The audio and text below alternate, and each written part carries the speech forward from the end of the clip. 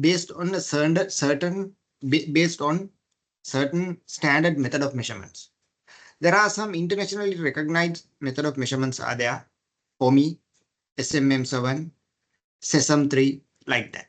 In all these standard methods of measurements, they do recognize to have a preliminary bill. The basic logic is this.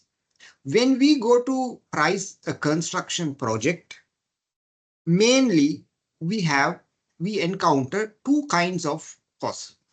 One type of costs are directly related to the direct work of the project. That means tiling work, doors, windows, RCC, directly go to the bill, tangible, you can see it.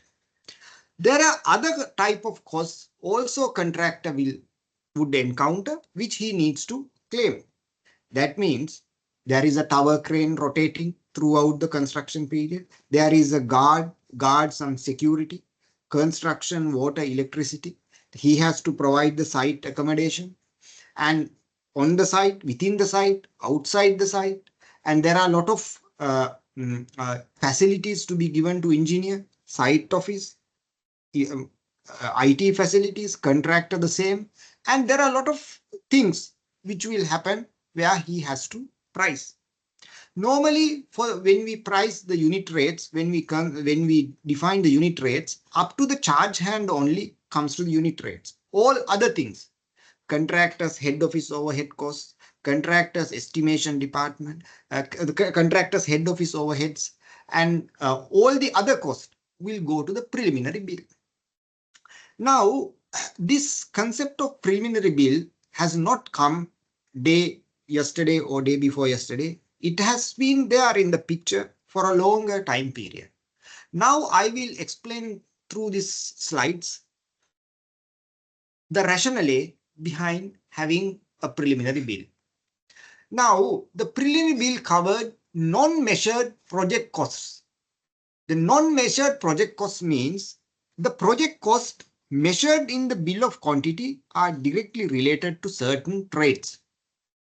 Excavation, dewatering, shoring system, RCC, finishes, facade, MEP work, special items as such.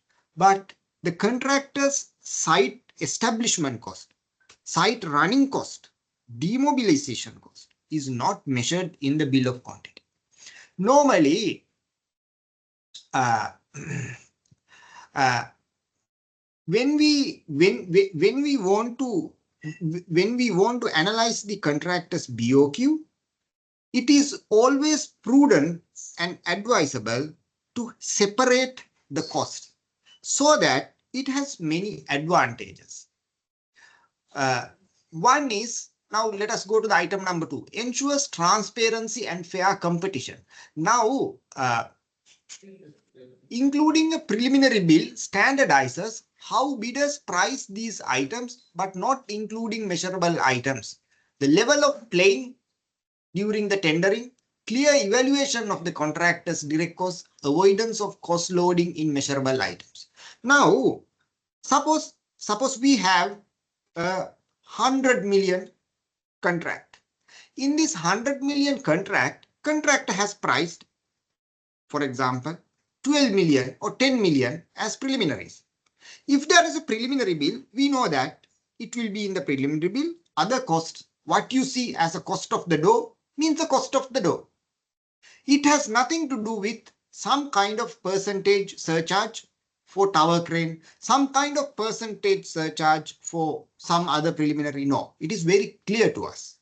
So when we get a tender, we know that these are the contractor's preliminaries. Preliminaries means site office, site running cost, construction, water, electricity, security, this one, and demobilization cost and other contractors, major plant, machinery, equipment. So it's very clear. And then the unit rates are very clear. So this will, if we have a preliminary bill, it would be easy for us to evaluate the tenders. It would be easy for us to see the contractor's pricing pattern, and contractor will not have a chance to play with the unit rates and say that this my rate is high because I included my tower crane price here. So another contractor may not include in that place. He will include it elsewhere. So we have a uniformity of the uniform basis of the price. Normally we say it as apple to apple comparison. We can do among the bidders we get.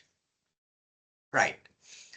The next advantage is, the next reason is, enables the proper cost control and cash flow planning. Preliminaries are typically time related, including fixed monthly costs.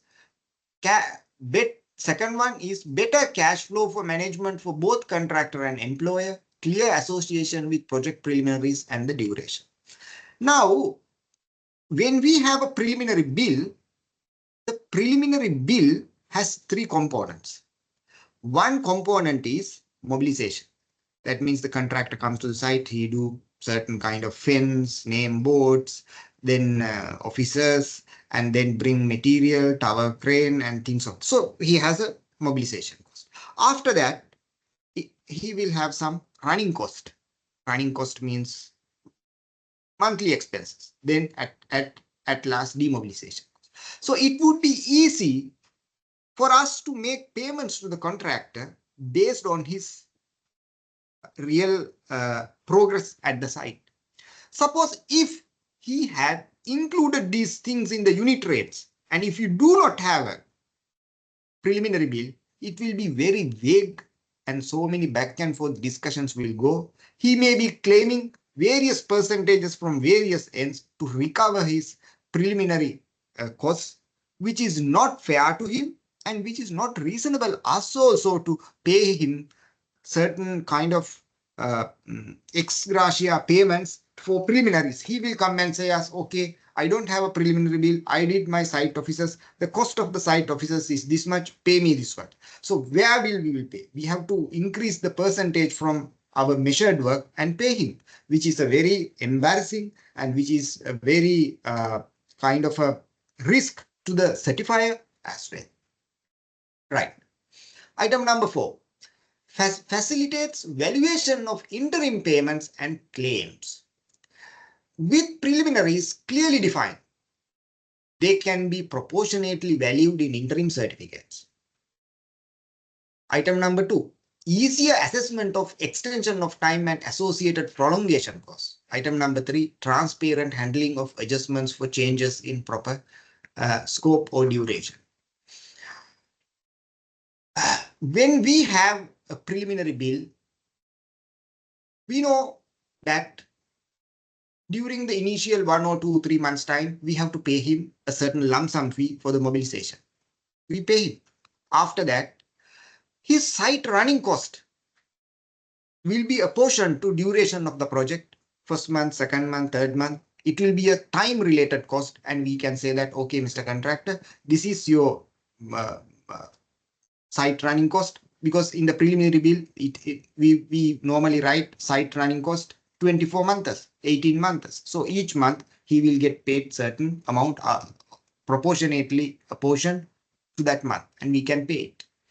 And the most important thing is that contractor's claim and our payment has a very transparent situation. On the other hand, if the contract is extended due to certain permissible reasons, then the prolongation cost can be valued based on the agreed monthly rates in a fair manner to both the parties. Imagine if there is no preliminary bill, and if those preliminaries have been included in our unit rates, that means there is a certain percentage in the dose for preliminaries. There is a certain percentage in the tiles. RCC price has some preliminary cost. How we are going to evaluate it? It would be very hard and it would be very unprofessional and it would be very difficult to justify the situation, and it can lead to various kinds of playing from the contractor side and defense from our side, which shouldn't be, which should shouldn't not have happened during the execution time period. For the sake of the project and for the spirit of the partnership arrangement between the contractor and the employer and the consultant, it would not be good for the relationship also. The other one is project risk management. By optimizing preliminaries, the employer can identify the risks related to the site logistic access and temporary works, transfer or retain specific responsibilities, site security, power, establish accountability for general obligations. When we have a preliminary bill, there are certain site risks, there are certain site difficulties, abnormalities can be disclosed to the contractor and ask the contractor to price it and take the liability responsibility of it. These can be included certain kind of, it is not that common in building projects, but in a building project also to some extent it is possible to encounter certain traffic diversions, certain certain issues related to the temporary power, issues related to water, communication issues, and if the site is located in a faraway place, some security issues and things of that nature. Now, if you go to the item number, another advantage of having a preliminary bill is it improves contract administration. When you have a preliminary bill and the preliminary bill defines what are the, I would say, intangible costs. Tangible cost means the cost that can be seen, felt, tile, this thing. It is easy to do the contract administration because it defines clearly the contractual obligation. Item number 2, it avoids the ambiguity what is included in the contractor scope and what is not included in the contractor scope. Suppose, for example, is we go to the contractor and say that, Mr. Contractor, you did not do the site cleaning. You did not do the quality control properly. You did not implement the proper HSE processes in the site. I want to make a deduction for you. Where can I do it? Where is the basis to do it? So in the preliminary bill, there are line items for allow for HSE activities, allow for QA/QC activities, allow for site cleaning, so that we can make a deduction, so that we can pay the contractor for what is due, what he has priced for the in respect of these items. A preliminary bill is not optional. It is critical to ensuring that the completeness, fairness, and the manageability of any construction project. It bridges up gap between general obligations and the specific measurable works, thereby promoting both cost accuracy and contractual clarity. This statement, it really puts the situation to two areas and it tries to marry it together. I would prefer to read it again. A preliminary bill is not an optional thing. It is critical for ensuring the completeness, fairness to the contractor and to us also, and manageability of the construction contract. It bridges up gap between general obligations and the specific measurable works, thereby promoting both cost accuracy and contractual clarity. This contractual clarity is also important in claims mitigation and claims avoidance. Otherwise, if we have included the contractor's tower crane, site officers, this and that and everything in our unit rates, if there is a dispute, what is the basis to find it out? When there is a basis, when we are in a dispute, nobody will cooperate. Normally, nowadays, the contracting companies, they are very much advanced, smart. They will not cooperate with us to give detailed breakdowns or cost information about anything. Then definitely it will go to various kinds of arguments and the people will try to, encash the event and, go for exaggerated claims and things will go into very complicated situations. So in order to avoid these things, we must have a preliminary bill. Let me try to explain it in a different way also. Background, the preliminary bill in the KSA construction market. Now I am trying to come to the KSA market and explain the situation. In the Kingdom of Saudi Arabia, the construction industry follows internationally recognized standards in contract administration and tender documents, particularly those aligned with FIDIC-based contracts and local regulations issued by the Saudi Council of Engineers and Saudi Building Code. Within this framework, the preliminary bill, often referred to as preliminaries, plays a vital role in the Bill of Quantities, especially in large-scale government and private sector projects. I still can remember about 8 to 9 years back, I went to Riyadh, and when I first introduced this preliminary bill, what reaction I got from the employer side? They really told me that I am coming to spoil the situation. Why do you want to have a preliminary bill? Why this much big cost? And they were even afraid to show my bill to their senior management to say that why we have this much of bills. Let us put it along with the other items to go. So it was not the correct way. But now the construction market in Saudi Arabia has mainly opened to the various other sectors of the GCC region, and a lot of new things, a lot of correct procedures have encroached the market, and the preliminary bill is a very normal thing in subsequent projects. We did it in Saudi Arabia, and we did not get any kind of resistance from anybody to have a preliminary bill there. Right. Preliminary bill in KSA construction contracts outlines non-permanent project-wide costs that are not directly related to the specific construction items. And as I said, these are the items: site mobilization, temporary facilities, insurance, permits, site supervision and site management, site security, testing, commissioning, general attendance, and things of that nature.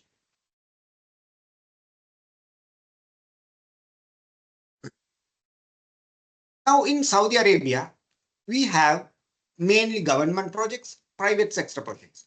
Most government agencies in KSA, such as Ministry of Housing, NEOM, Royal Commission, RCCC, require clearly defined itemized preliminary bill in BOQ submitting during the tendering. These are usually based on Saudi Aramco engineering standards. This one. SAS or similar templates. Private sector. When you go to the private sector, major private developers like Daria, Roshin, Gate, Red Sea, Global, they adopt detailed preliminaries in their view, especially for EPC and the design and build contracts. Now, when it comes to the consultant's role, the engineering consultants and the quantity surveys in KSA typically prepare preliminary bills as a part of the tender documentation and use it to set expectations for contractor performance and compliance. So this is basically the evolution of the industry in the last 6 years or 7 years time period. When it comes to the when we see the KSA, the local market characteristics, fixed versus time. In the preliminary bill, we can see the fixed versus time related preliminaries, milestone based preliminaries are there. Cost recovery items are also there in this preliminary bills, depending upon the nature of the project.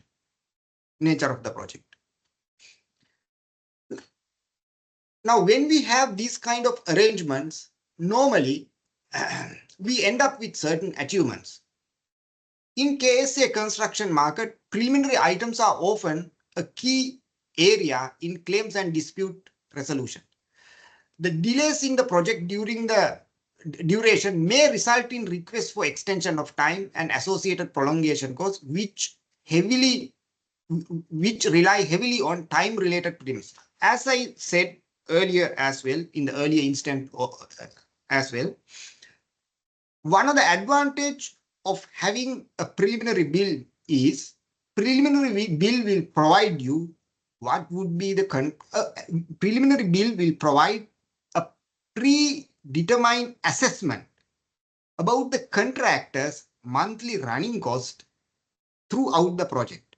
If the project is extended in those regions, contractor has a responsibility and obligation to agree with us to extend the project at those predetermined rates as according to as planned basis, not on as actual basis, so that it would be easy for us to negotiate the subject matter.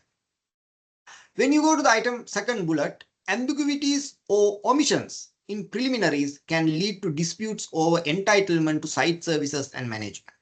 When we price a full-fledged preliminary bill, there is no chance for contractor to ask any other extra cost other than what he has priced in the preliminary bill.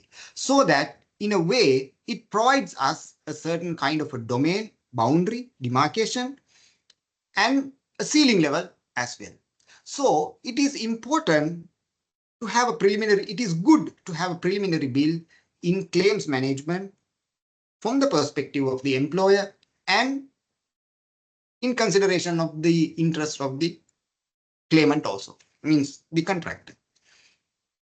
Now, if you go to the emerging trends, because not only in UAE, a lot of companies in UAE have already doing their businesses in KSA. Now we are now going to digital BOQs with the BIM and the integration of with the BIM when we are doing the projects for the KSA 2030 initiative. The use of structured and codified preliminaries is increasing for better traceability and control. The word codified is used here because, sorry, the word codified is used here. The word codified is used here because some people, they use like Candy software, various kinds of electronic estimation software. So if you have a preliminary bill and if you have assigned certain codes and if you have assigned certain cost centers, it would be easy to monitor the profitability, tender allow, and things of that nature. In case a construction market, preliminary bill are an essential important of professional tender documentation and management. They support clear cost structure, reduce contractual risks, and ensure alignment with both local and international best practices. Their proper preparation and interpretation are crucial for successful project execution and cost control in Kingdom's rapid expanding construction sector. Now, when we are in a booming or emerging construction sector, we have to have our project documentation in line with the international certain code compliances and requirements of certain dispute resolution entities, which have been established for arbitration and mediation and alternate dispute resolution methods. All these entities do recognize to have a preliminary bill and separate the preliminary cost from the direct cost of the building. Now, as a concluding note, let us have a quick note on what are the advantages of having a preliminary bill. Lack of advantage of preliminary bill means what are the disadvantages of not having a preliminary bill? Lack of cost clarity for site overheads. Difficulty in evaluating, if you do not have a preliminary bill, difficulty in evaluating and comparing tenders. If you do not have a preliminary bill, it is unclear responsibilities and obligations. If you do not have a preliminary bill, then it would be difficult to project the as planned cash flow of the contract. It can lead to risks of variations and claims. When we do not have a preliminary bill and if the preliminary costs are mingled or mixed with the direct cost, it will weaken the contractual control. That means if something happens, the other party will bring various kinds of self-defined claims, variations, which it will take a huge effort to separate out the real cost or revalue it. It will reduce, if you do not have a preliminary bill, it will affect to our planning strategies, accuracies, and the the methodology of planning the project also.